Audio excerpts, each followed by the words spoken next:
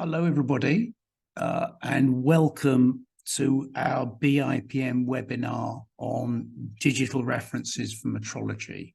I say good morning, good afternoon, good evening. Thank you for joining us from around the world.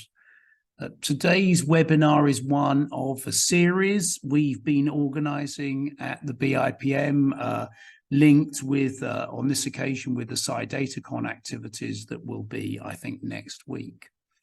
So thank you for being with us this time. This time we have the opportunity to present to you something about new digital services that we've developed at the BIPM, and also something about new digital services by one of our partners, IUPAC, and from our consultative committees in CCPR and CCRI. So I hope you enjoy the material we have to present.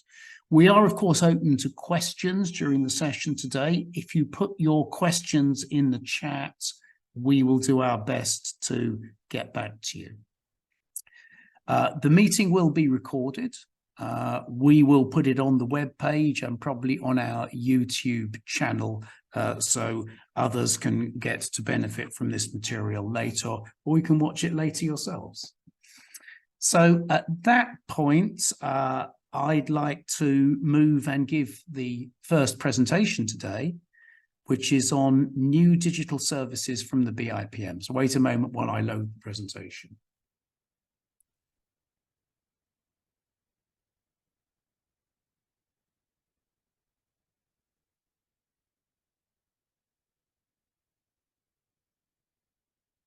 So can somebody confirm to me that everything's okay on the screen there? Yes, it's fine, Martin. Thank you very much, Joanne. Thank you. Right, so I'd like to introduce the webinar today by talking about some of the new digital services that we have available and will be making available very shortly here from the BIPM. So I just give one slide to remind everybody about the background and the motivation for our work, which comes, of course, from the meeting of the General Conference of Weights and Measures, the CGPM, that met last November in Versailles here in France in 2022. This is the meeting that brings together all of the member states, all of the states party to the Meter Convention, currently 64 of them. They passed a resolution on the global digital transformation and the international system of units, the SI. And that resolution encouraged the CIPM to undertake the development and promotion of an SI digital framework. That's what we're going to be talking about today, the SI digital framework. And the CGPM advocated that the SI digital framework would be a globally accepted digital representation of the SI, compatible with and usable within digital data exchange standards and protocols, maintaining compatibility with existing non-digital solutions. It also advocated that the SI digital framework would be part of the adoption of the FAIR principles for digital metrological data. That's another subject, a very exciting subject that we're starting to work on, and we'll be providing a webinar on that in March with some speakers to explain and motivate the benefits and the actions that are consequences of adopting the FAIR principles. So let me start now by speaking about the work on the SI digital framework. So the SI digital framework provides a fully digital representation of the SI. It will provide the globally accepted anchor of trust for metrology in the digital era, in the same way that our publications such as the SI brochure have been the anchor of trust for information, definitive information about the SI and the metric system as a whole in the analog era. It will also facilitate the use of digital certificates and the adoption of the FAIR principles. Let me introduce some of the elements that are in the SI digital framework. So the first type of facilities that we have in the SI digital framework are what we call the BIPM digital references. So these are all new digital services. The first one, the SI reference point, I'll explain a little bit more about that in this talk, and you'll see why that is most fundamental to all of this. Then we will also be developing digital references for measurement service categories. I'll say more about that. Digital reference for the CMCs, for the calibration and measurement capabilities. Digital references for the NMIs, and also a unit interoperability service, which is being developed by colleagues at NIST. The second pillar, if you like, of the SI digital framework is the external digital references that we use. The ROR, which is a system for research organizations, the ORCID, a system for registering research scientists, and the INKEY, which we'll hear more about in the next talk from IUPAC. And then the third pillar, if you like, is the provision of digital access to our BIPM online databases. The key comparison database in its two parts, part B, the key comparisons, and part C, the calibration and measurement capabilities. We don't have an opportunity to talk about it today, but we're also working to provide new digital services from our UTC, our Universal Coordinated Time Database. So in amongst all these parts of the SI digital framework, all should be human readable, if you like, through application programming interfaces, APIs, and also machine readable using Sparkle queries. Let me give an example of a picture of a diagram, if you like, of all of the elements in the SI digital framework. These ones at the top here, the quantities, the units, the prefixes, the decisions that the SI is based on, are all part of what we are embedding on what we call the SI reference point. The SI reference point is a semantically encoded reference, if you like, for the SI brochure. It includes the definitions of the units and the prefixes, the references for all the defining constants, the references for the quantities in the SI brochure, and we're going to extend that to cover all of the quantities in the key comparison database. There are a few additional covered there. It will be accessible through a web browser with pre-programmed calls, through an API, and also through Sparkle queries. Of course, it's based on a set of knowledge graphs. This is an example of one of those knowledge graphs. So it refers to the meter, and the programming within the reference point knows that the meter has a number of definitions that had a validity start date and a validity end date. The programming knows that the meter is an example of a length, and it's also a length itself, that it's a base unit, that it has conversions to other length units, such as the astronomical unit, and it's based on a fundamental constant. It's a base unit. So we have information on the reference point available as a web page. This is an example of one page, the meter page, summarizing the SI reference point digital references. So you see there meter, you see there the definition, you see it has a symbol M, it's a quantity length, it's defined by the speed of light, it's defined by resolution, CGPM resolution 1 from 2018, it's a base unit, and it has a defining equation. Those are just examples of some of the information links through from the word, the quantity, the unit meter. So that's the SI reference point. We have completed alpha testing of that, and we've been beta testing it with some of our co-workers this month. We will be having open beta testing for this in November, and please look at the website for information about that if you're interested. So the next thing I'd like to talk about is the measurement service category identifiers. Now, I know that Jean-Laurent Hippolyte is the expert on this, and he'll be speaking later. So I'll just say very briefly that the measurement service categories, of course, are a system developed by the consultative committees to summarize the description of all the NMI services and scopes that are within our key comparison database.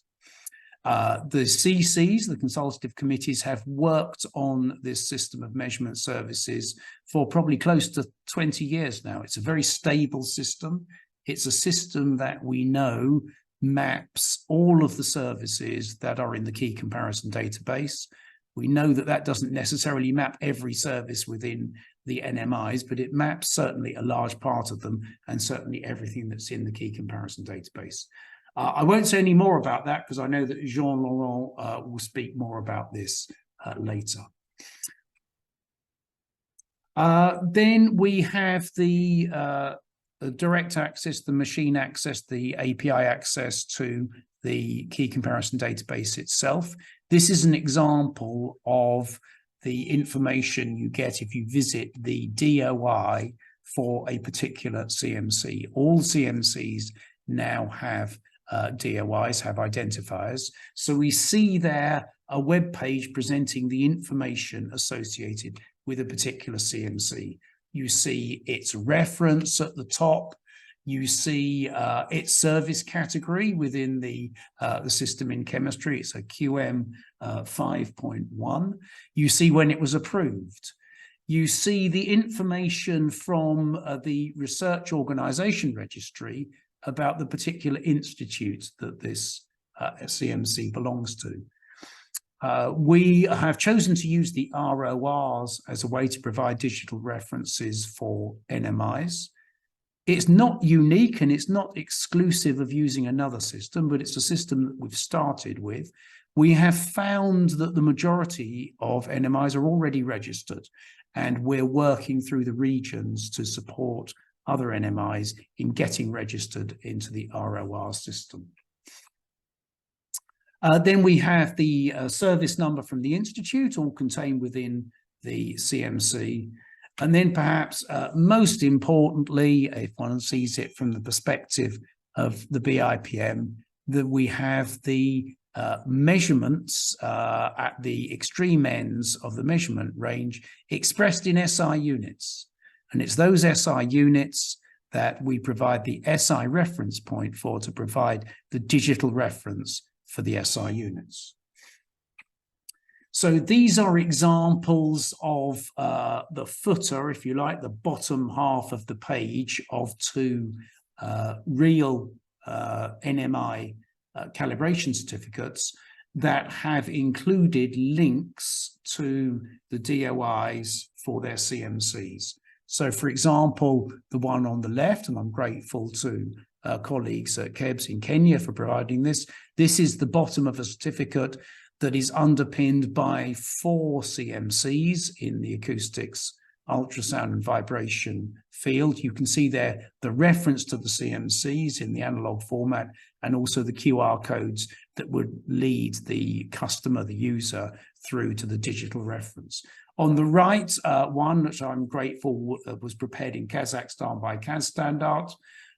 This is the footer of a calibration certificate that's based on one CMC, one approved CMC, and there's the QR code that enables the user, the customer, to link through to the key comparison database to see all the information digitally about the underpinning for that measurement service.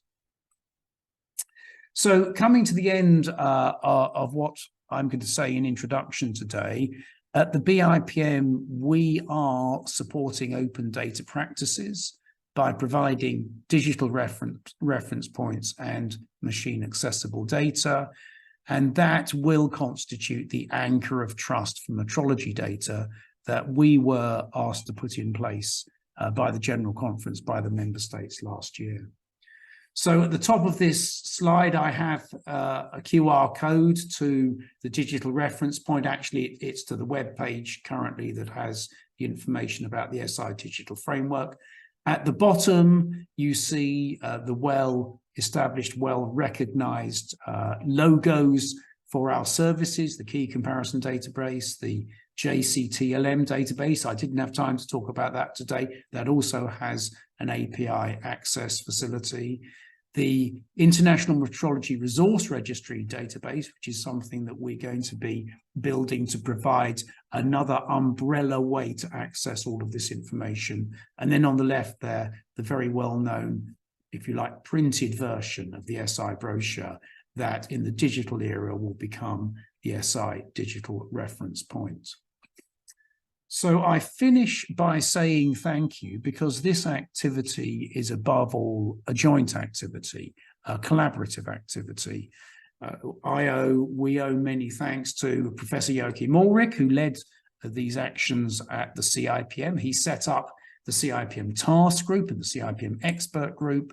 I list them all there. I'm not going to read all the names now, but people from all over the world who've contributed a lot of time to the thinking and setting the firm foundation that can enable us to build the SI digital framework. I'm also very grateful to our NMI partners who've provided staff on secondment to support this work.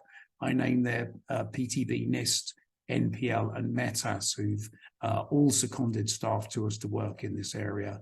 To my colleague, Janet Miles, I'm afraid is not able to be with us today, but also to our two main partners within our partners in quality infrastructure, ISO and CODATA, who are both providing information that will be critical to our SI reference point. So we'll be working with ISO on providing digital references for the quantities that are in the reference point, and we'll be working with CODATA to provide the digital references for the fundamental constants that are needed for the SI reference point.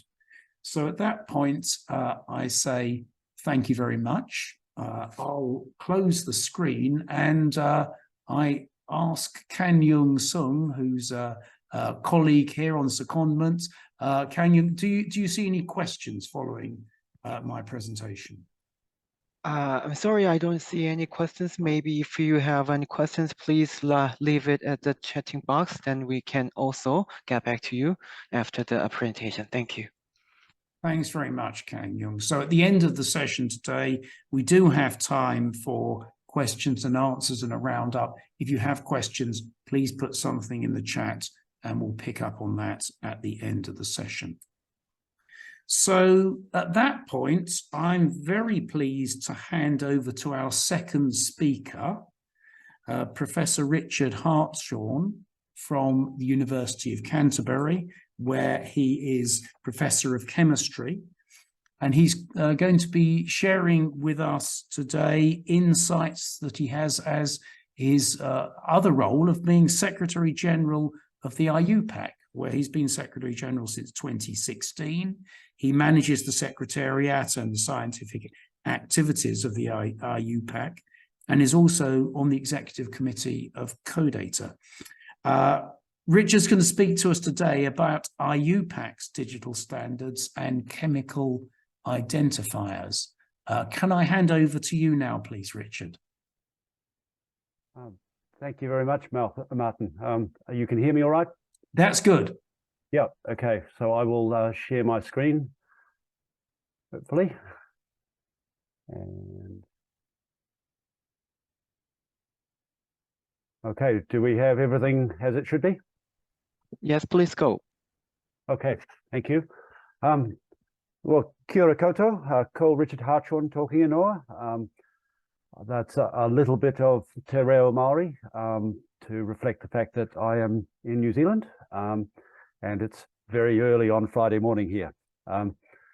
I, as Martin said, have roles with IUPAC and with CODATA, and it's my pleasure to talk to you today about the activities of IUPAC and of the related organization, the International Chemical Identifier Trust, the INCHI Trust. So just a little bit of background. IUPAC has been around for quite some time, since 1919, and our role is exemplified by our mission statement there. And I've highlighted some of the key words that reflect the sorts of things that I'm trying to talk about in tonight's talk or today's talk, whichever timing is most appropriate to your time zone.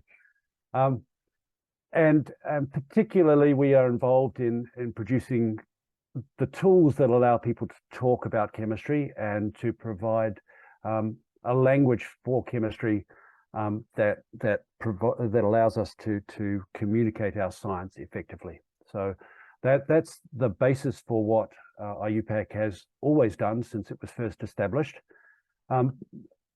And that was, as was indicated by the timing of our inception, quite a long time ago. And in fact, it was the need for a formalized chemical nomenclature and terminology that underpinned the beginnings of IUPAC. But since that time, and in the first 100 years, IUPAC has perhaps taken its place in the pantheon of science, most notably through things like the critical evaluation of data. We are the curators of the periodic table, and take a lot of time in collaboration with others to put together the information, to critically evaluate the data that leads to the material that is put in the periodic table, and also numerous other areas of data that are important in chemistry. So various kinds of equilibrium constants, rate coefficients, and also standards, digital standards in the cases of the two that I've got on the screen there. So the INCHI standard, the International Chemical Identifier, is the one that I will talk in more detail about in a few moments. And JCAM-DX is a spectroscopic standard.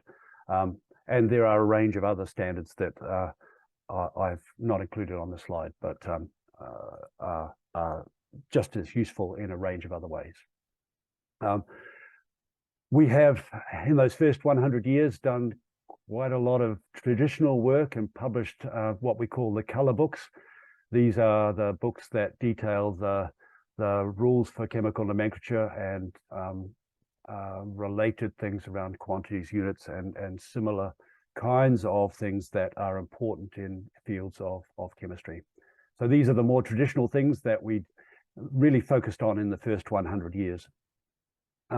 And just to give you an example, this is from my own research. The molecule on the left there is a ligand that's part of the complex on the right. That is one molecule. There are 10 nickel ions in it and 10 copies of that ligand that's drawn there. And IUPAC nomenclature means that we can give it a name, but the name is such that actually the molecule has to be made a little bit smaller on the slide to fit things in. But the general principle is that even really complicated structures like that can be named, and we do have rules to do that. The challenge we have is that in the digital space, these kinds of names are not particularly helpful, and you need to be rather adept with chemical nomenclature to be able to decipher them and use them.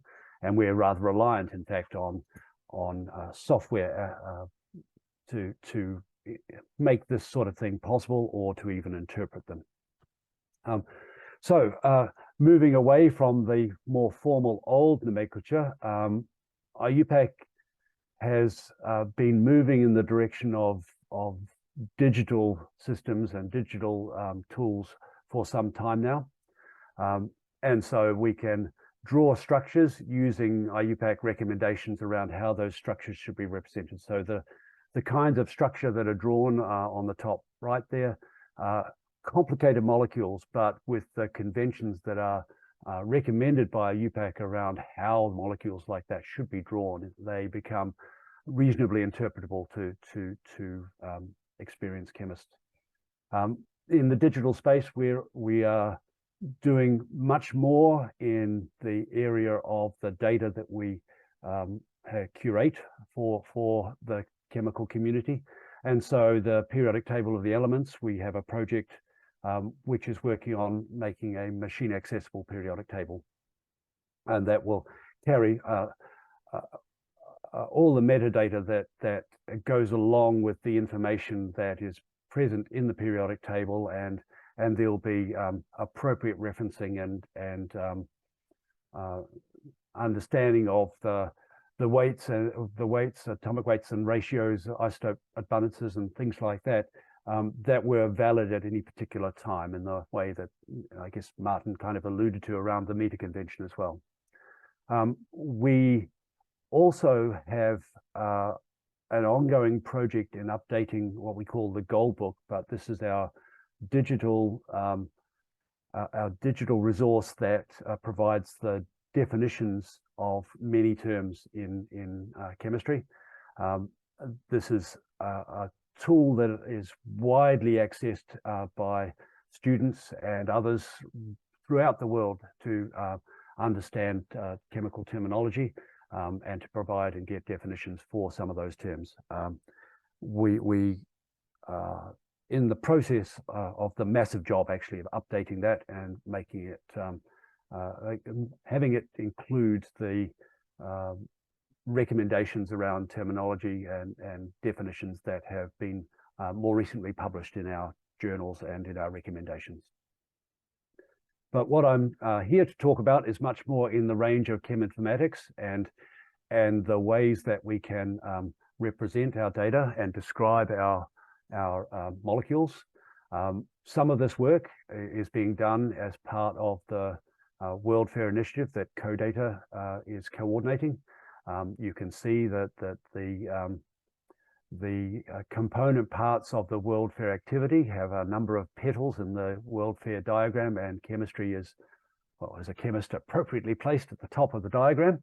And there are a number of cognate disciplines that are colored in red there, where some of the chemical concepts need to be used and relevant. And in fact, one of the key goals of the World Fair project is to work on the interoperability of the tools and information that are being dealt with in the various work packages. And those file and data standards that are important in making data interoperable and reusable across the different disciplines are a key part of the World Fair scheme. And INCHI, the International Chemical Identifier, is possibly the most important tool associated with that. So INCHI is, as said here, a key tool. Essentially, it's a structure-based chemical identifier. So if you know the structure of a molecule, you can draw a molecule which has bonding, atoms are linked in a chemically sensible way, then that structure can be taken into the INCHI software as a mol file, and that then allows us to analyze the structure and produce a character string that fully characterizes the molecule and the properties, well, the structural properties of that molecule. The important point about this is that it is canonical, in the sense that there may be different ways of drawing or representing a molecule in a structural way. Examples like resonance and things like that, where you have single and double bonds differently placed. There may be choices about that a person drawing a molecule might make, but the INCHI algorithm will resolve that and produce unique strings that will take into account or cope with the different ways that these kinds of molecules might be represented. So this is an example that I've taken from the INCHI website. It's a relatively simple molecule, a number of functional groups there. And in the middle of the slide is the INCHI, the International Chemical Identifier, associated with that molecule. it's broken up into layers, and those layers represent aspects of the structure that provide information. And if you have less information about a molecule, we can still provide it inchy, but we perhaps don't show so many layers. So for example, it's very common for a molecule to be known, but to have unknown stereochemistry. And so we would be looking at an inchy that focused much more on the chemical formula and the connections layers and things like that. So you can see that the inchy, it's a long character string that includes information about the formula. Importantly, there's also an atom connection sublayer, so that describes how the atoms are connected. The inchy algorithm numbers the atoms as part of its process, and the connection layer describes that in a way that is not, generally speaking, humanly readable, but the inchy, a full inchy, can be deciphered by the software to produce a structure from the inchy. Further layers include information about what hydrogen atoms are on different atoms, and again, the configuration of particular atoms, so the stereochemical properties of the molecule. One of the challenges of the inchy is, though, that because there's a layer that describes the atomic connections, that means that the length of that layer depends rather a lot on the complexity of the molecule. And it means that the inchy, the full international chemical identifier, will have a length that's different depending on the different molecule that you have. That's not particularly convenient for many applications. If you wish to search for a molecule or to perhaps compare entries in databases and similar kinds of activities, then you most usefully need a character string of a known length, and that's where the inchy key comes in. The inchy key is a hashed version of the inchy. It is not decipherable, so if you're using inchy keys and wish to know the structure, you need to have a resolver that actually links the inchy key back to the full inchy, and that can then be deciphered in terms of producing a chemical structure. However, the inchy key has the definite benefit that has a fully defined, it's the same length, and that means that it can be used as a string in Google searches or in other kinds of applications that are appropriate. So the key thing about inchy then is, because of particularly the inchy key, you can use this to link and interlink chemical structures throughout the web and computer activities, or in databases of chemicals or biological molecules. These databases may have many thousands of molecules in them, and if you have the inchies and the inchy keys, then you can use them to check for duplications across your database, or to provide links between databases. And those databases might have structural information, spectroscopic information, or all sorts of other data that are related to a molecule, or be related to experiments that are conducted with the same molecule and things like that. So the inchy keys in particular, because of their characteristic length, can be used very easily to organize and interoperate between databases and caches of data of different kinds. As a tool, the inchy is still in development. This is something that we're working on. The inchy has a very good coverage for organic molecules. The biggest gap in inchy at the moment is that the coverage of inorganic and coordination compounds is not so great. We're still working through the challenges associated with that. Those of you who know some coordination chemistry will be aware that the different coordination numbers and shapes introduce quite a few new possibilities in terms of the way molecules, atoms can be connected. Those new stereochemical property challenges create interesting well, we need to find a good way to deal with this within the INCHI algorithm, and we're close to doing that. In fact, some of that work is being coded now. The key thing that we can use, though, is the INCHI key for searching and dereplication. The diagram on the right of the slide there shows a whole range of the things that the INCHI is then being used for, and additional tools and standards that we have that are around the central concept of the INCHI. So in the middle, we have the INCHI with things that we are developing at the moment around organometallics and stereochemical complexity. Then the INCHI key. We have a QR code version of the INCHI, which then allows us to get into labeling of chemicals and inventory management applications of various kinds. And then you'll see various other acronyms, MINCHI and RINCHI.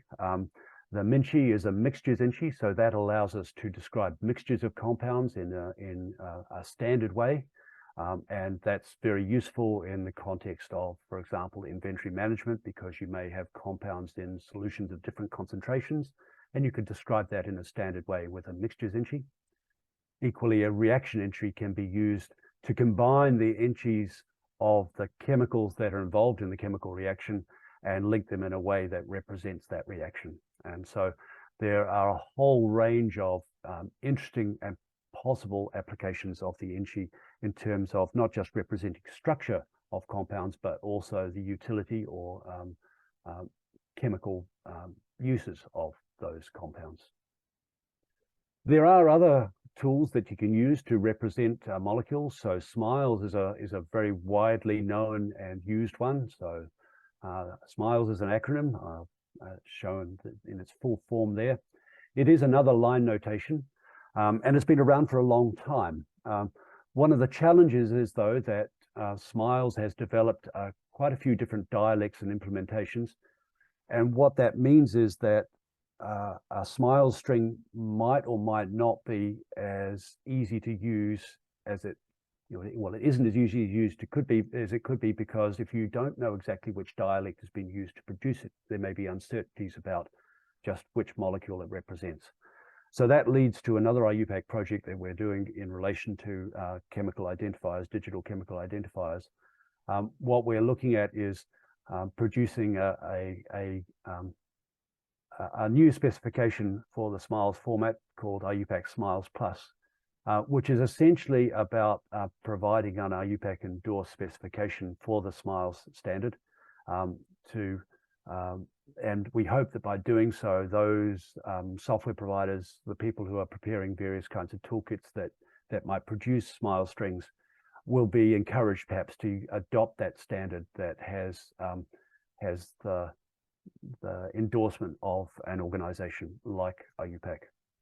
And in fact, it turns out that INCHI is quite useful as part of the process of testing and comparing the different SMILES dialects, the toolkits that have been produced in different kinds of ways for SMILES. Another molecular representation tool, which is one that is for much larger systems, is the HELM, which is very useful for molecules that fall in the gap between those that might be called small molecules, where we would use standard IUPAC nomenclature or IUPAC representations, and the very large molecules that we would use sequence information. So you might be looking at proteins or nucleic acids or something similar, where you would just use sequences of the monomers that make those monomers, or small units that make up those structures. The interesting challenges come around in the middle there, where you have molecules that have components from both. And that's where HELM came about. It was developed by an organization called Pastoria Alliance. That's a group of pharmaceutical companies that put together this alliance to collaborate on producing tools that are useful in their field. And this allows them to represent molecules in this kind of schematic way.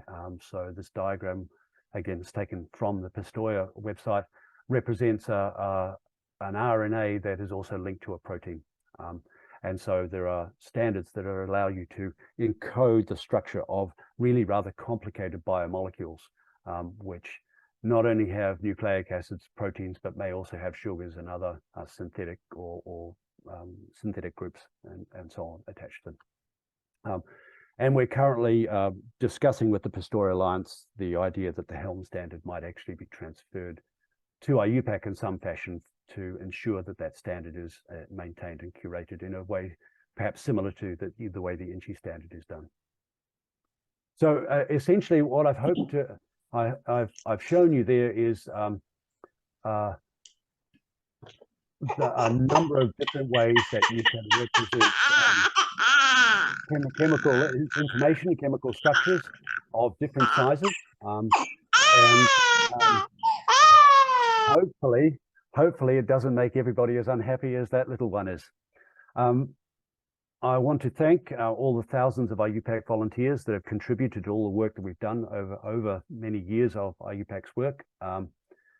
The INCI Trust, which is the trust that was set up in order to continue the work on the INCI standard that was first developed within IUPAC. The Pasteur Alliance, obviously the work done on Helm, and there are some particular people who have been incredibly helpful to us in enhancing the work of IUPAC in the digital space. So with that, that's me pretty much done. I'm looking forward to my bed, but I'm also open to answering any questions that might be waiting there for me. Thank you very much, Richard. Thank you for sparing us time at this time of day. We're open to any quick questions in the chat for Richard, because as he said, he'll not be hanging around for the Q&A later. So if I just, for a moment, while people might be thinking of a question, say that we've committed to the use of the INCI system that was discussed at the CCQM, of course, the expert consultative committee in the chemistry area. The specification of chemical entities, be they ions or atoms or elements, is important for us in terms of the chemistry area, but also in the area of radionuclides, and interestingly for the standards for time and wavelength, where we have to specify the species that are generating the wavelengths, the frequencies that are used in the references. So we're pleased to make use of the open access facility provided by IUPAC. So thank you very much for providing this for us and all of the community, Richard. I don't see any questions in the chat, so I think you've answered all the questions, Richard. If anything comes up, we'll send you an email, and you can sign off at this point. Thank you for your contribution again. Thank you very much. It's been a pleasure talking to you. Thank you. So I'd like to introduce our next speaker, who is Peter Blattner. He is Chief Metrology Officer at METAS. He's also just stepped down after a 4-year term as president of the CIE, the International Commission for Illumination. And he's also been a very active member for many years in our CCPR, the CC for Photometry and Radiometry. Welcome, Peter. We've invited you to speak about digital references in photometry and radiometry, and I think you'll be focusing most on your area of interest in the CIE. Over to you, Peter. Okay, yeah, thank you, Martin. Thank you for this nice introduction. Yes, indeed, I will. Let me share my screen. I hope you can see my slides here. Indeed, I will focus on activities which are done in CIE, but also mention some of the activities in CCPR. And just to give one slide, what is CIE? CIE is the International Commission on Illumination, and it deals with all aspects of light, vision, color, photobiology, photochemistry. And there is actually a very long link to metrology, because CIE started in 1900 as the Commission Internationale de Photometrie, so the CIP, and it was about quantifying the light coming out of electrical light sources. And this collaboration between CIE and CIPM actually is formalized also by an agreement that we have signed 2 years ago. Of course, CIE is recognizing the important role of CIPM to defining the international system of units. We are also committed to use those units in our community. Sometimes there are new funny units defined by some researchers, and then we come back and have to say, hey, we have an international system, and in principle you can express any effect using the existing systems. On the other hand, CIPM recognized CIE to be the organization who is dealing with the quantities, defining the quantities in the field of light and lighting, and action spectrum. It's about this action spectrum I'm going to talk a little bit more. What is an action spectrum? An action spectrum is you have an optical radiation, and it interacts with some molecules, with some surfaces, with some photobiological material. And all these effects, of course, will depend on the frequency, on the wavelengths, because, of course, the energy of the photons will change. And so we call this the action spectra being the efficiency of this effect in function of the wavelength. And probably very well known is this function I have shown here, this luminous efficiency function of the human eye, which is CIE ISO standard, but also, of course, mentioned in the realization of the mise en pratique of the candela, the principle governing photometry. And it basically says that your eye is most sensitively between the violet and red part, but there is nothing in the UV and the infrared part. So this is one of the action spectrums that we have standardized. There are others, like other effects like blue light hazards. As you know, the lower the wavelengths, the higher the frequency, the more energy, the more damage you can do. So we know that blue light can have an impact on the retina, photochemical impacts, and so on. And there are many others. I don't go here to detail and to the details. But related to the activity here, I would like to mention that CIE has signed a joint statement of intent on the digital transformation in the international scientific and quality infrastructures, together with other organizations like CODATA or IEC. And this actually also triggered some discussions within CIE, what we could do to support our community, what we can do, mainly also because we have limited resources, we have limited knowledge. I mean, in CIE, we'll hardly find any data scientists. So it's really about thinking what are the low-hanging fruits, and what is the need of our stakeholders, the direct need. And we came up saying, okay, we have these action spectra. So far, we published them as a document. Initially, of course, on paper, later on as PDF, and you will find large tables where you have the definitions of these functions. There are also functions related to light sources, reference light sources, and so on. And the idea was to say, okay, we have some of the data which are available already somehow on the web page. Many of the data from other documents you will find somewhere on the internet, so somebody somehow put it there. So we wanted to get back the lead on it, and said it's probably better that we are publishing our own data directly. Of course, it's a balance, because in a way CIE has to get also some income. So of course, if you put too much outside, perhaps you have to stick on other business models. But this was really a decision within CIE to go to make those available. Of course, under the fair principles. I don't need to explain what is fair in this context.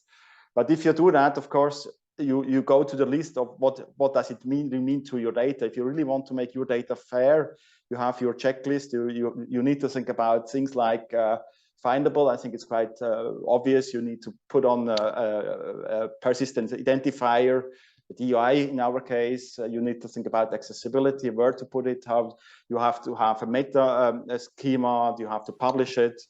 And also then the last two, which are probably more tricky, is the interoperability part and the usability part. I think those are the challenges that we were facing. So we decided to go straightforward, saying, okay, let's first of all put them all on the web page somehow. So you have here the link on where you find those data sets. put not only the data sets, but also, of course, the metadata sets have to be on the web page, so people can work with it and additional information like checksums. The data format itself, we decided to go for a very easy one. Oh, okay, I have to mention this one here. Yeah, we also decided that some data that we are perhaps not really making free available, but through the publications that we are going to use the PDF A3 format. And PDF, it's an ISO standard which allows you not only to have your document with the text, but you can embed or attach any data, any kind of data directly. And it makes it in a way machine readable or machine actionable. So you don't even, a machine does not really even need to open the PDF document, but you can grab directly with some code, everything which is attached to it. So in a way, it's also a possibility how to stimulate the machine actionability, the machine readability of your data. In respect to the data format, we were straightforward. We said, okay, let's do it in a CSV file without header row. I mention it here because we are a global organization, and so we wanted really to split data from the metadata, and because, for example, the description of a column is language dependent. So we have data used in China or in other parts of the world. So we said, okay, we really have the pure data in the data set, and we will put all the metadata information about the data set in a separate document. So in a way, you have this split. You can go multilingual, and it's really concise construction. And for the metadata, we decided to use a format which is commonly used in the scientific world. So it's based on the DataCite schema, which is also available. However, we also thought about adding additional information because data which could be useful for our user community. So I will just show you 2-3 examples. So we have things like checksums and validation information or interpolation information also included in these data sets. And we were using JSON data format. Of course, I mean, the complexity that we have in our case is much less than what you have seen before in chemistry, where you have really high complex structures. Here, it's really quite straightforward. It's a low-hanging fruit, and it can be easily done with little knowledge on software, actually.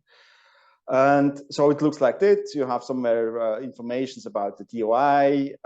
So each data set has its own DOI. This makes it also useful for researchers if they want to refer to specific data sets. They can just put the DOI in the publication. As mentioned, there are checksums, so you can check again if the integrity of the data is there of your CSV file. Interpolation methods. Those data sets, those spectral data is given at specific frequency or wavelengths, and the way how you do interpolation depends a little bit on the data that you have. There are for light sources with peaks, you will use other ways of doing this interpolation. So we put into the metadata directly machine readable which method has to be used. So if you're now writing a script which analyzes all the data, the script can directly get out the information which interpolation algorithm he has to apply. By the way, this exercise, so I think it's a general comment. If you're doing this kind of digitalization exercise, you will notice also some inconsistencies that you had perhaps in your original data or things that, for example, nobody thought about. And doing it in a structured way helps you also to improve the quality in general of your products. And then, as I said, the data sets are without column headers. So we put the column header information into the metadata, where you will find now description on the unit and on the quantities. And of course, here we are looking forward for to have the possibility to link it to the DSI reference point. I think it's really will be nice to do so. We also have a description of the quantities. Here we have CIE has its own vocabulary. It's the international lighting vocabulary.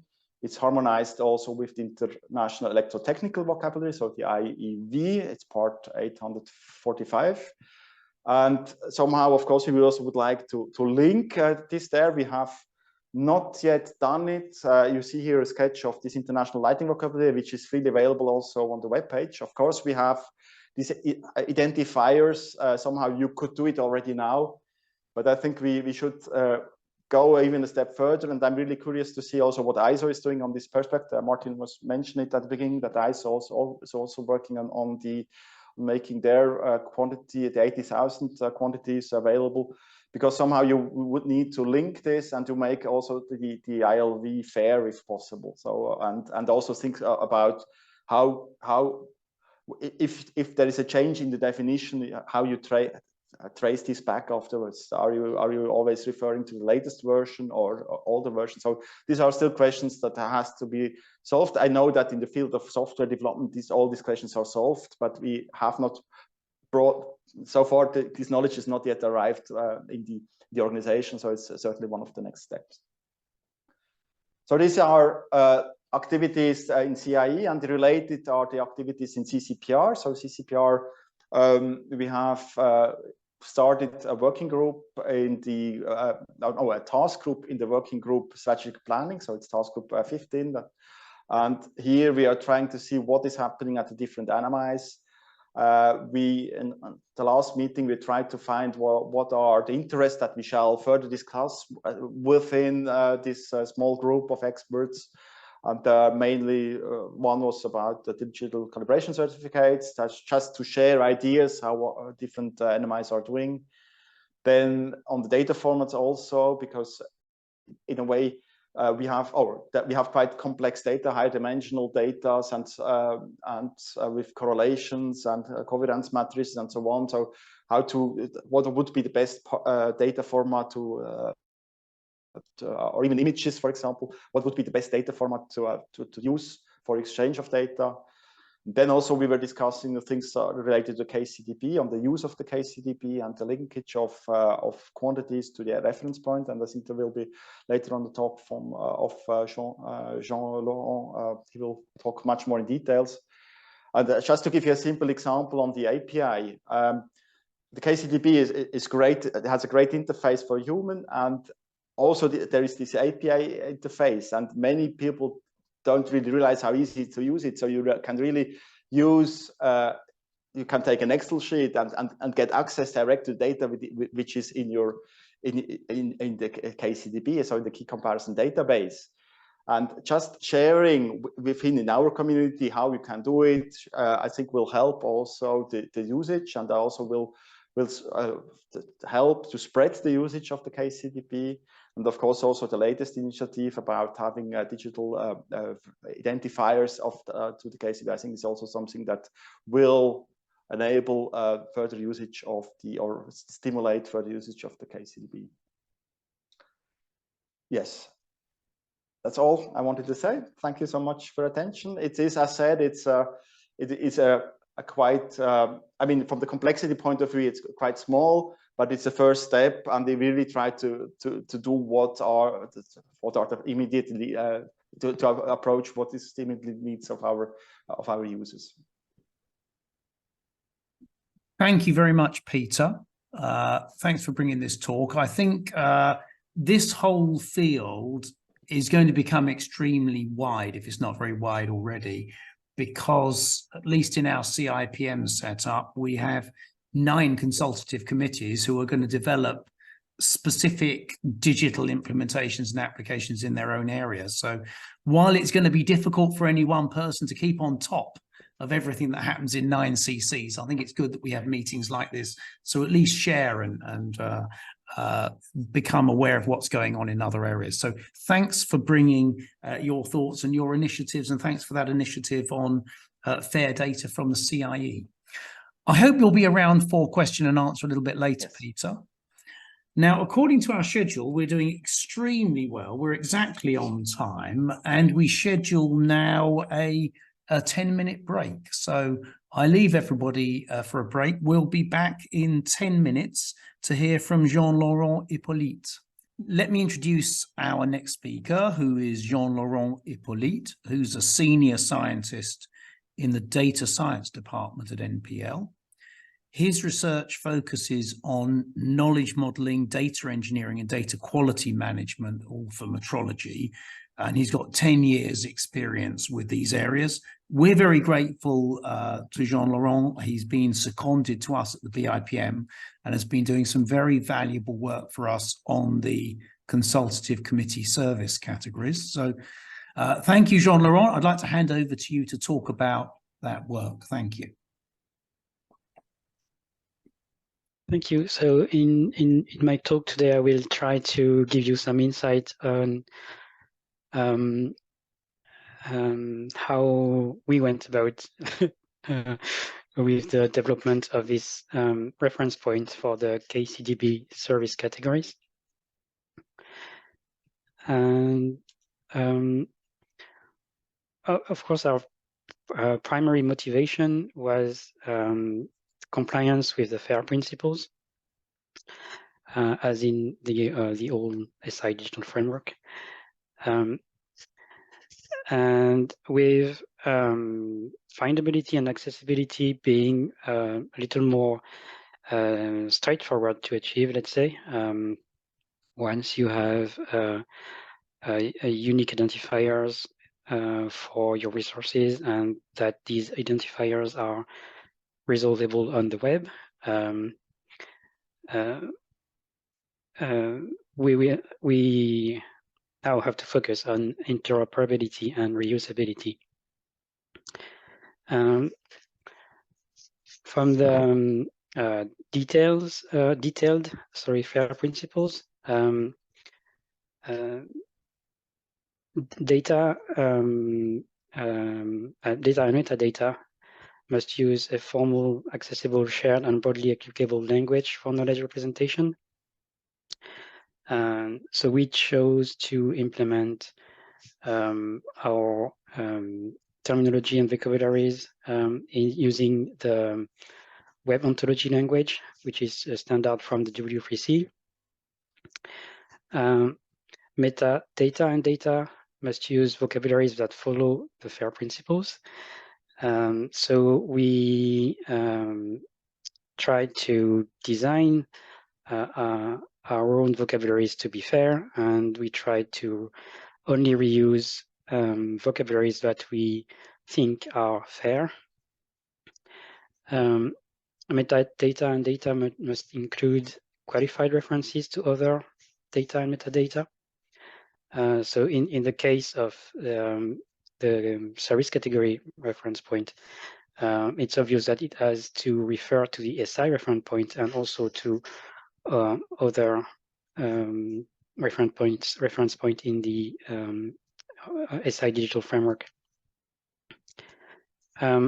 With regards to reusability, metadata and data have to be richly described with a plurality of accurate and relevant attributes. I think the focus here is on plurality. So we've tried to achieve a semantically rich description of the classification, saying that it's not finished yet. So the reference point for the KCDB service categories is, of course, part of the SI digital framework. And the SI digital framework is a set of 3 main things: standardized vocabularies, web services for software agents, and web interfaces for humans. And they are accessible and findable through a coherent persistent identification scheme. And here in this figure, you can see the vocabularies and services that are relevant for the service categories are shown in red.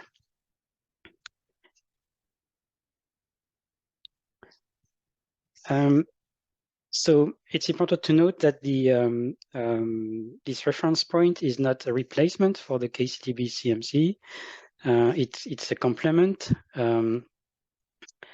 And the new service that is available for KCDB CMC is also linked to the KCDB service categories through URLs, as well as linked to the KCDB itself.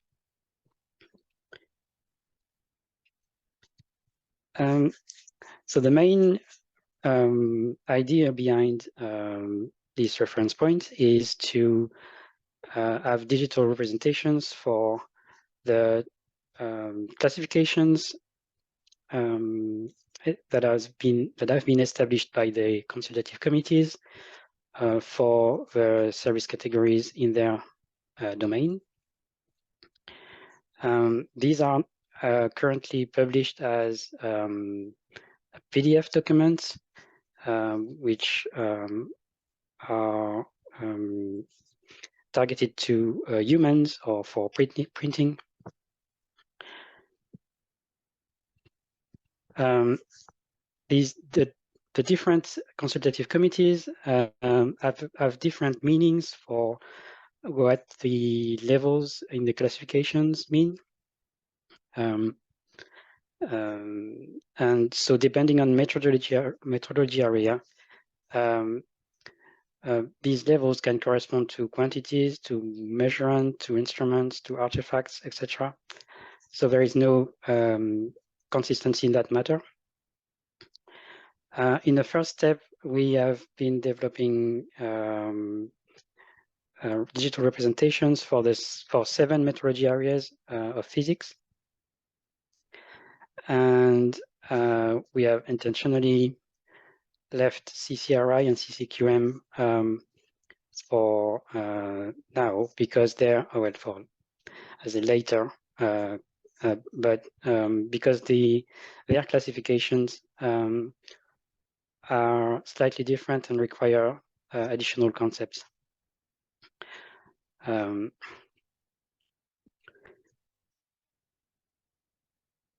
So the most difficult part was to try and abstract a common model for the description of a hierarchy behind the classifications. For the reasons I mentioned earlier. So we have tried to abstract as much as possible the commonalities between all of the CCs. These are the definitions of concepts like metrology area, branch, service, subservice, and individual service. And then deriving from this common abstract model, one model has been developed for each CC.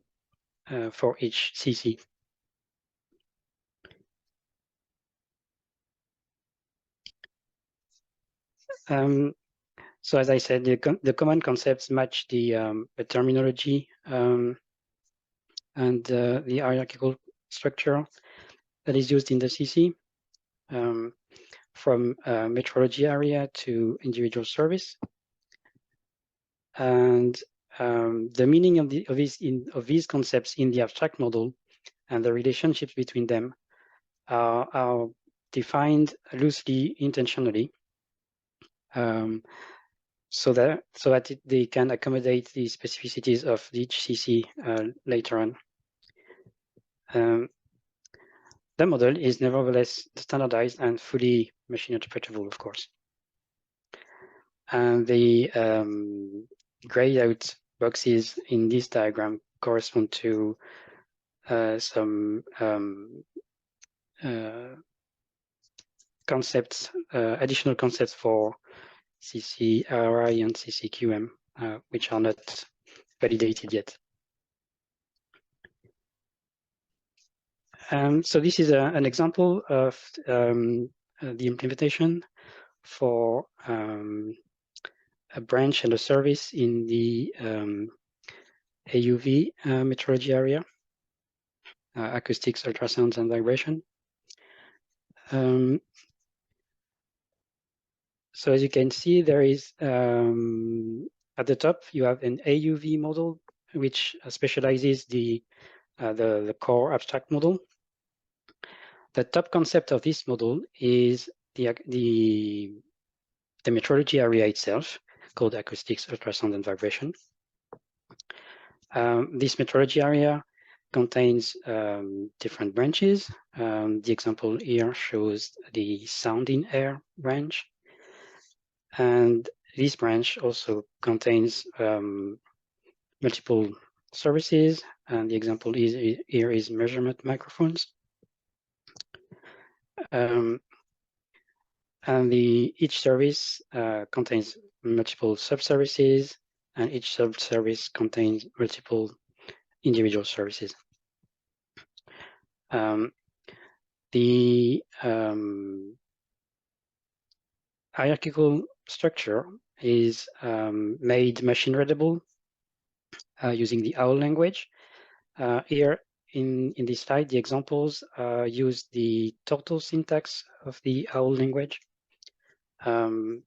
which is the syntax we are using across all of the semantic models in the SI digital framework,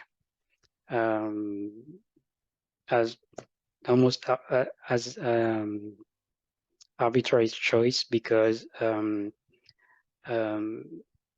syntax is both machine interpretable and also little bit more comfortable for human to read compared to other OWL syntaxes.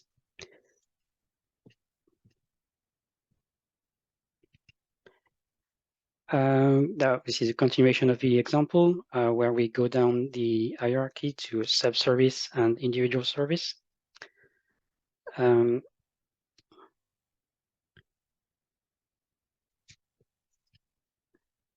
And you might have noticed that some of the individual services have the same name, actually. So you have three individual services named phase and three named modulus. And this is not a problem because they cannot be confused semantically. They are not in the same position in the hierarchy. And also they are uniquely identified by different persistent identifiers.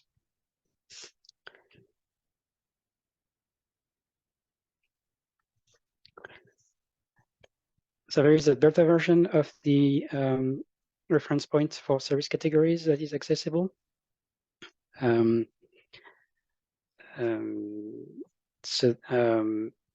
this same URL, a human front end is accessible. And this is the home page. It shows the 7 metrology areas that are currently implemented.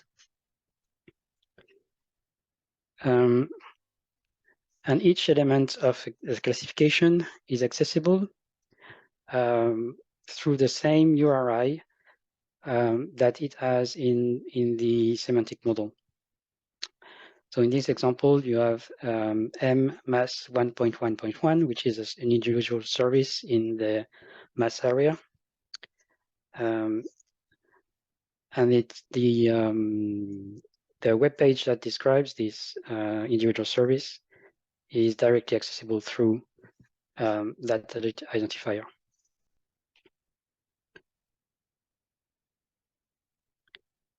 Yeah, you can notice that the bottom right of the screenshot that there is a quantity and a unit associated to the individual service.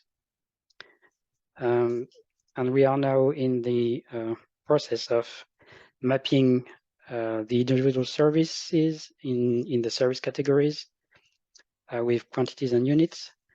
And of course, the digital transformation team cannot do that by themselves. So we rely on the help of the people in the consultative committees. So here it's actually diagram that shows the same mass individual service, and shows how the semantic model links the individual service with the SI quantity and SI unit from the SI reference point.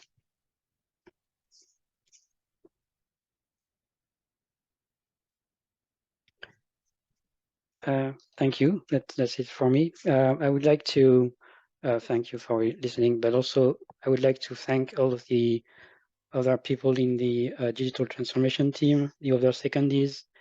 I was the main developer for these service categories, but the other secondees were a great help and great inspiration as well. And I would also like to thank the member of consultative committees who already are helping us mapping the units and quantities with the individual services. Thank you very much, Jean-Laurent, for that. If you want to stop sharing now. And I say my thank you as well to the consultative committees, because of course, this work can only be done with the experts from the CCs, putting in the information about the quantities for the service categories. Jean-Laurent, you said you've got good contact with some of the CCs. I think electricity and magnetism and mass you've been doing a lot of work with, but perhaps others of the CCs, we're waiting for them to become active. I don't know which of them we're still waiting for input from. Can you give any hints? So we have been talking to Andrew Lewis from Lens. Yeah. And we have mappings for well, partial mappings for TF, and we are in touch with Romain Coulon. We'll talk later for CCRI. So probably we still need to set up strong links in temperature and photometry, radiometry to at least, and then the big task of chemistry will still be ahead of us. Yes. Thank you. Now, I saw a question coming from I'm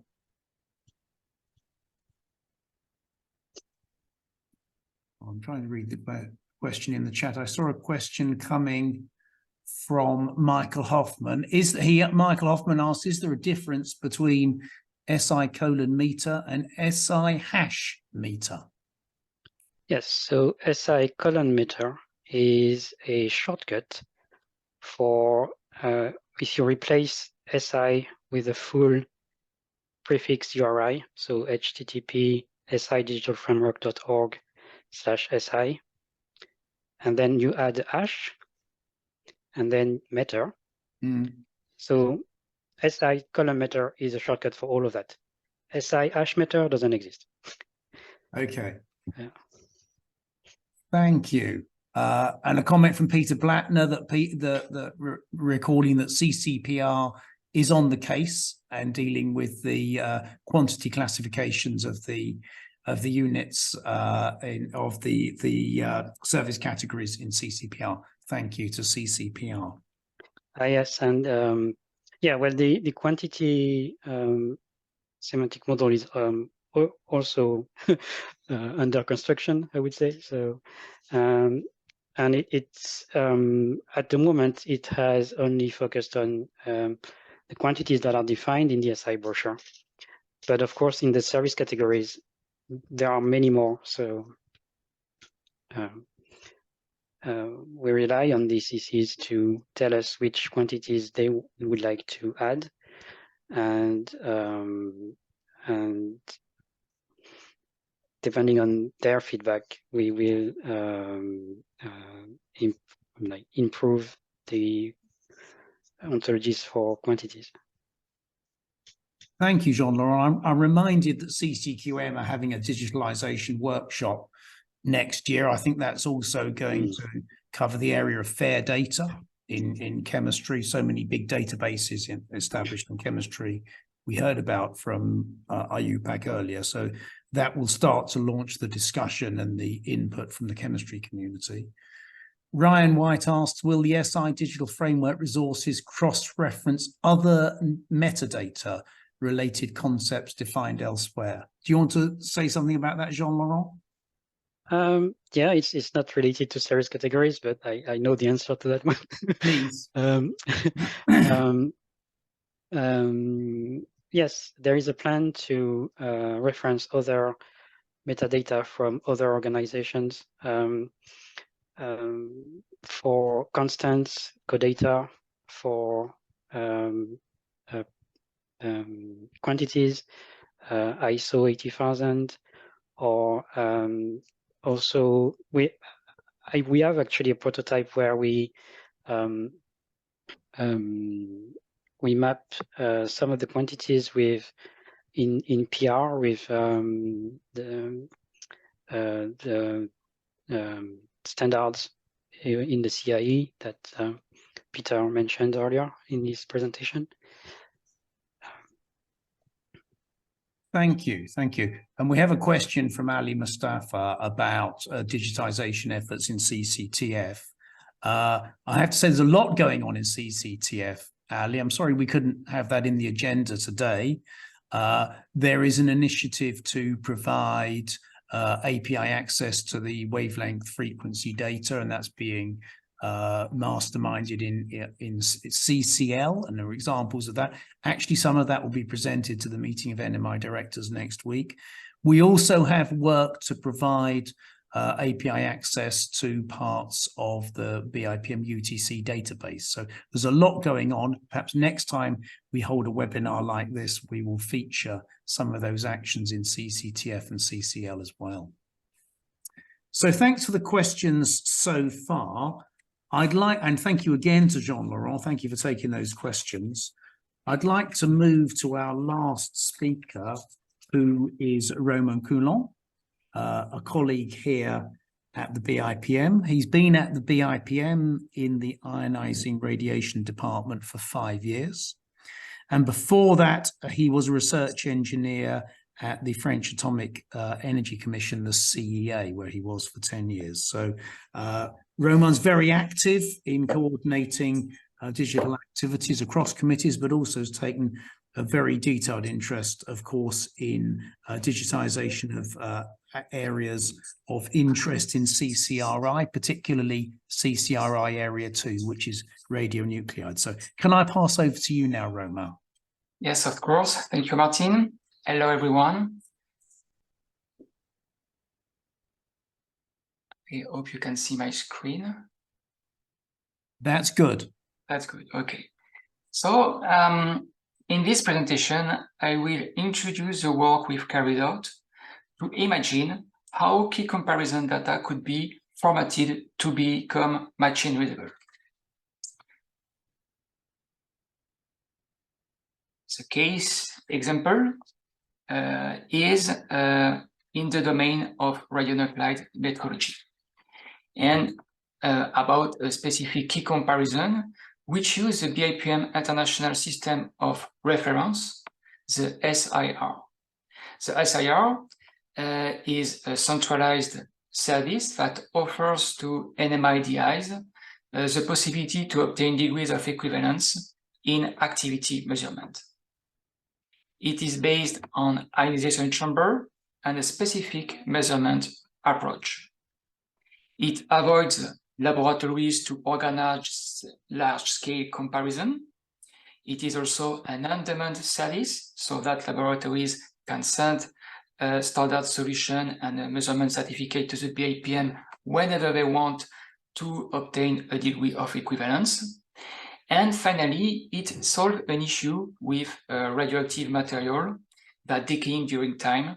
It permits to have a continuously updated KCRI, so a precise KCRI and therefore precise degree of equivalence. The system started its operation in 1976, and in 2020, it started its digital transformation. The first objective with digitalization was to automatize the process to carry out the comparison and to publish the comparison results. First, we have gathered all the data and metadata about key comparison into CSV files. This format can be easily filled by a human through the Excel interface, and it's also a robust format to be read by software. We have developed a Python program that reads this data, perform calculation of KCDB, degrees of equivalence, produce table, plots, references, to produce at the end the PDF version of the comparison that is finally published on the KCDB platform. This digitalization work gives us a significant gain in delivery time.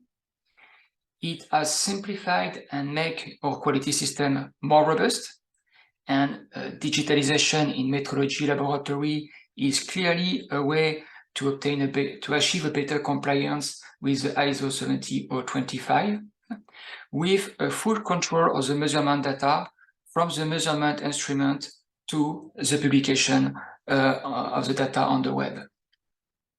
And this is possible when we used a version control system on this data, such as Git.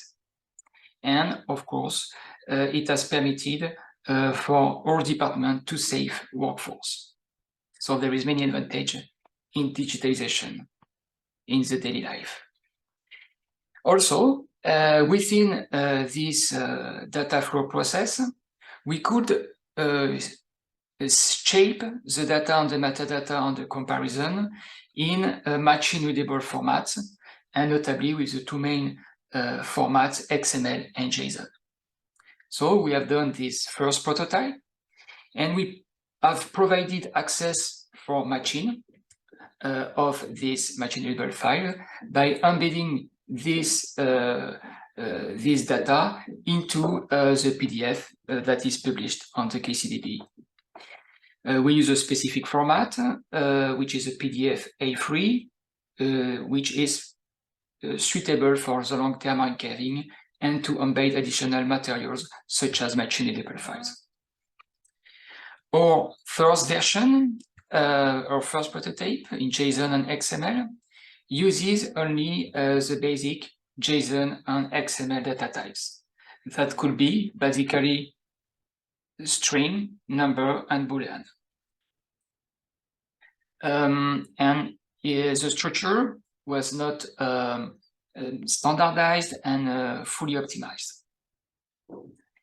This year, we have started to work to make a better, fair version.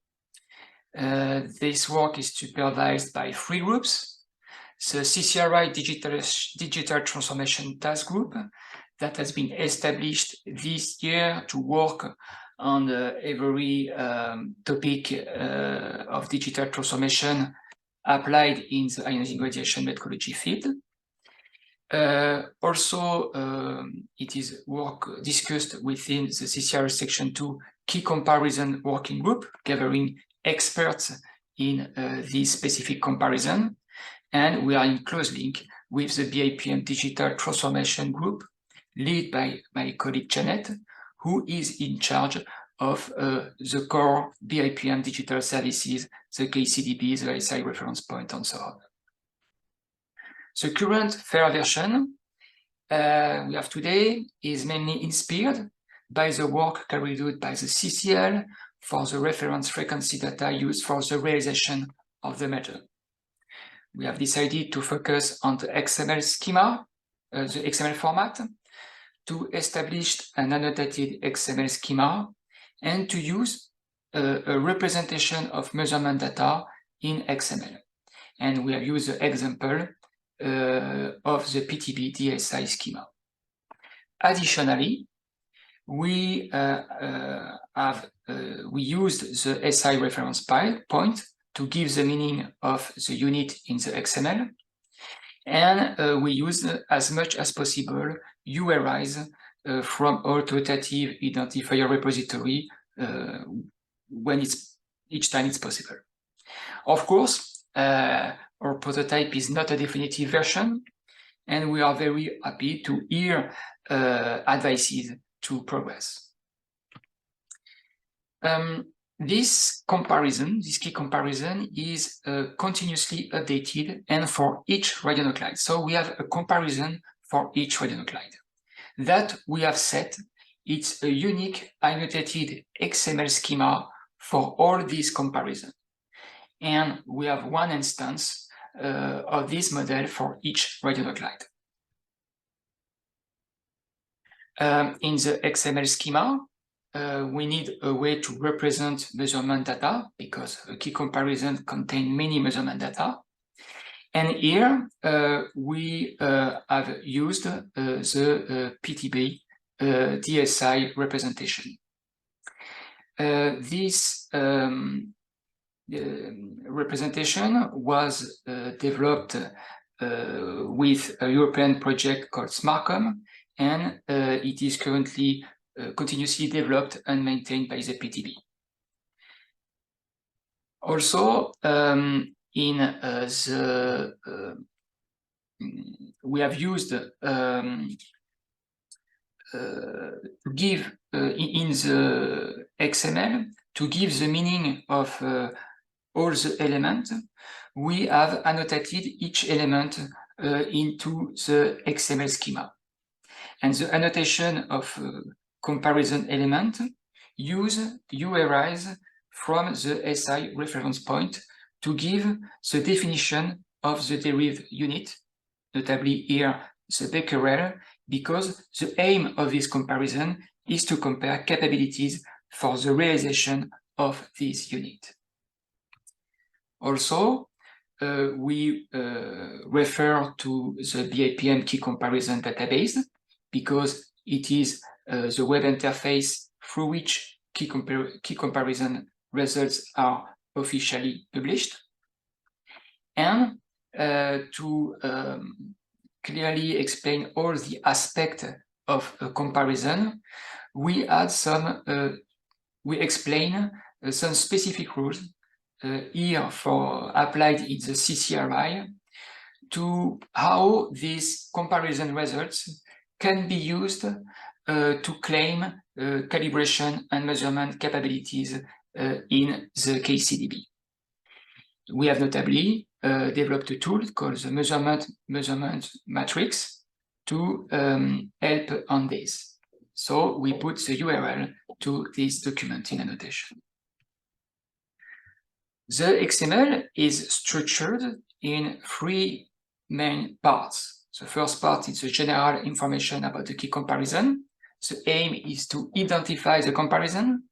The second part presents the results of the comparison, so the data, the main data of the comparison, which are typically the key comparison reference value and the degrees of equivalence.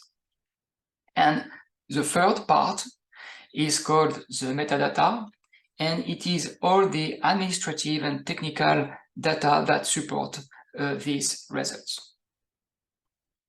Concerning the first part, general information, we identify the comparison, first using the comparison code such as defined in the CIPN MRA.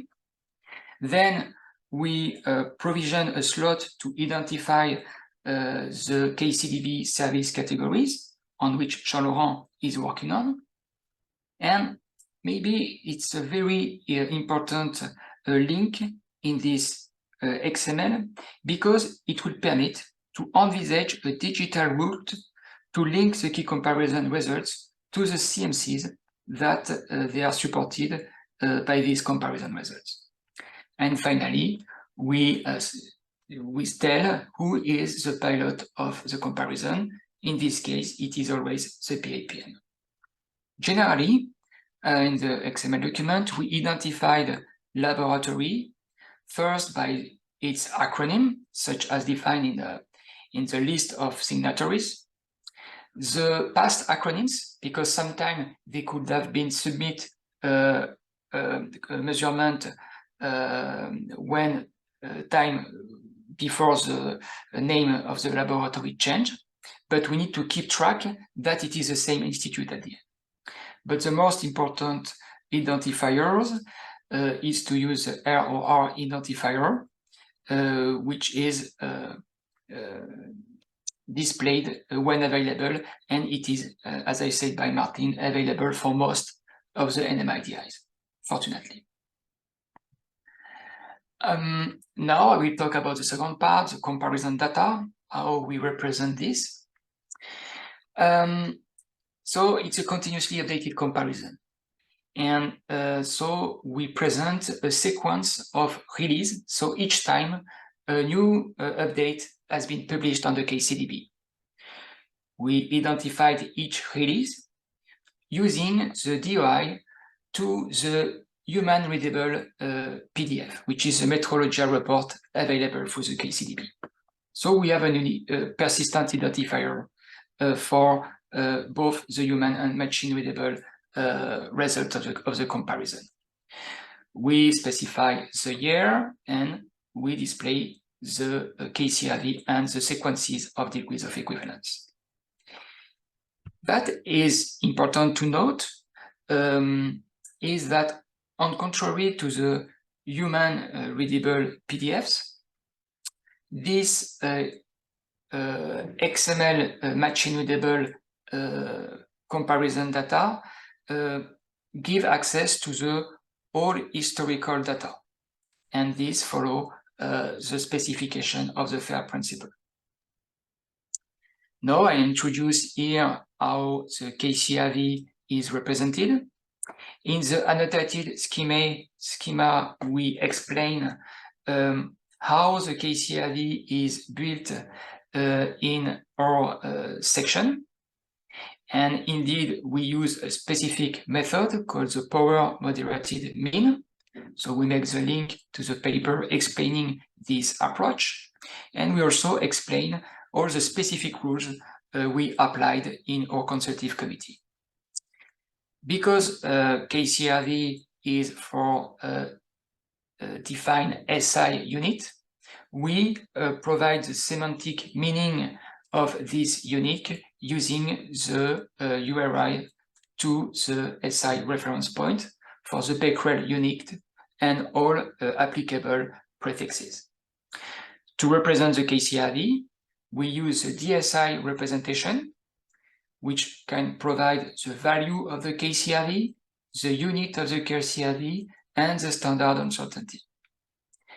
With the DSI representation, we have an expanded uncertainty. So we specify here that the coverage factor is 1 and the coverage probability is 0.68. We are seeking on a more straightforward way to represent the standard uncertainty. Concerning the degrees of equivalence, again, in annotation, we explain the rules to calculate degree of equivalence, and we make reference to the SI reference point. We represent the results of degree of equivalence using the DSI representation, and here we specify a coverage factor of 2 and a coverage probability of 0.95 that is compliant with the CIPM NRA. The third part is the comparison metadata, and it gives all the details each time NMIDIs has sent an ampoule to the BIPM, make a submission. So it's a sequences of submission. We identified in the submission the laboratory, the year of the measurement, if the data can be used for the calculation of the KCRI, if the data are still valid to make a degree of equivalence, and we have many details to describe the radioactive solution, the laboratory, the measurement carried out in the laboratory, and the measurements carried out at the BIPM. I will not go in details in this, but I would like to mention that a radioactive solution is a molecule carrying a radioactive isotope into a solvent. So we need chemical identifier to describe the radioactive solution. We used the three identifiers, SMILES, the INCHI key, and the INCHI. We are happy with this because they can cover almost all our need, and they can notably take into account radioactive isotopes. The only remaining things that is difficult to represent is when we have metastable state, so nuclear excited state. But the SMILE representation can identify metastable state. Also, in these sections, we have many mass measurement, density measurement, concentration measurements, time measurements, and of course, activity measurements. Each time, we give the meaning of this quantity in the annotation in the schema with link to the SI reference point to give the meaning of the relevant SI unit. And we represent the measurement using the PTB-DSI representation. In conclusion, about the fairness and the semantic traceability of the current prototype, we have defined a unique XML schema to represent data and metadata and key comparison in our constitutive committee. It used to give the meaning of the element and when applicable the URI from the SI reference point. We use a measurement representation, here the PTB-DSI, and whatever the measurement representation that could be used at the end, the important point is that these technologies must also ultimately refer to the SI reference point to give the meaning on the SI unit so that everybody will ultimately refer to the SI reference point, which is the translation of the SI brochure. We, of course, used the basic tag set from the W3C. We use as much as possible URI from recognized repositories. And there is two features. The fact that in a single XML document, we have the data associated with rich metadata, and also we provide the accessibility to the whole history of the dataset. And these two features follows the FAIR principles. In terms of perspective, the prototype is still discussed within the CCRI. Concerning its distribution, it is currently embedded in PDF A3 report published on the KCDB, and it is also made available on the BIPM GitHub repository. The plan for next step is to obtain the link to the service categories identifiers and to provide friendly access for both human and machine to this comparison data. We will probably develop an API. I will finish to thank Daniel Enchenreuter and Federico Quasio-Toro for their very valuable advices. Thank you very much for your attention. Thanks, Romain, for describing this interesting project, and thanks again for recalling the fact that this is a collaborative project. You're working with interested scientists in CCRI Section 2, the radionuclides area. You're working with some experts in the field of digitization again. It's an active project and moving quickly and bringing together some interesting ideas that I think will be of interest in other fields as well. Thank you. Moving to questions and answers, I had a question about are we using the Euromet tool for comparison management? I'm not fully sure I understand the question, but I think at least part of the answer is that the 9 CCs who carry out key comparisons, most of them have very comprehensive guidance on comparison management in place, which they've been developing over the 20 years of the MRA. And I think most of the comparisons that go on are rather closely linked to the protocols for comparison management developed in each of the CCs. I don't see any other questions, in which case, since we're very close to using the 2 hours we promised to you, I'll bring the meeting to a close. I'll say we will organize another one of these. In discussions today, you've heard about other work that we haven't been able to describe, CCL, CCTF, the UTC database. I didn't mention also the machine readable electronic VIM, which is one of the early services that's going to be developed further to bring it fully into this machine age. So at that point, I say thank you very much to each of our speakers, Richard Hartshorn, Peter Blattner, Jean-Laurent, Hippolyte, and Romain Coulon. Thank you for the 130, 140 or so participants, and we look forward to meeting you again at a future webinar to discuss further new digital services for metrology. Thank you very much and good afternoon.